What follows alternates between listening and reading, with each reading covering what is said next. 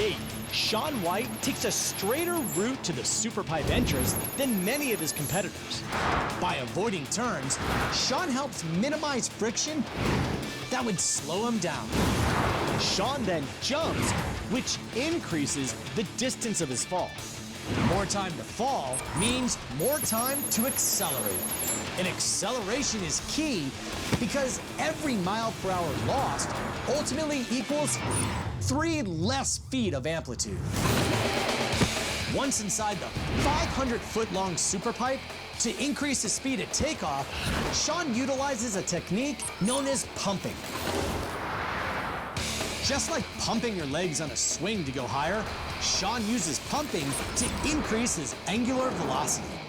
He crouches during the flat section of the halfpipe, and as he enters the curve, lifts his body and arms up. This moves Shaun's center of gravity closer to the center of rotation of his curving path in the pipe, increasing his overall velocity.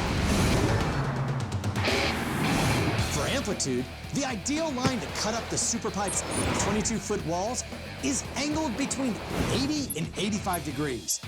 Angles shallower than 80 degrees, like this one, can transfer too much energy to horizontal motion down the superpipe, contributing to over a 5-foot difference in amplitude.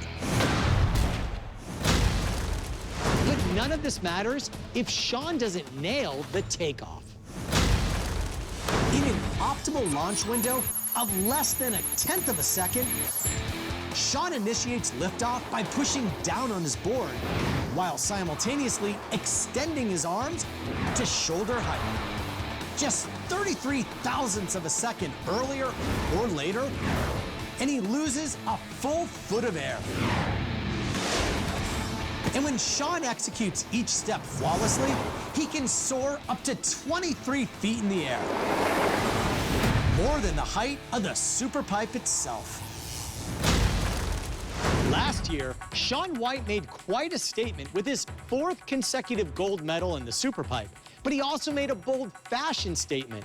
He was the only guy in the men's competition wearing skinny pants, which actually might have given him an edge by reducing air drag as much as 20%.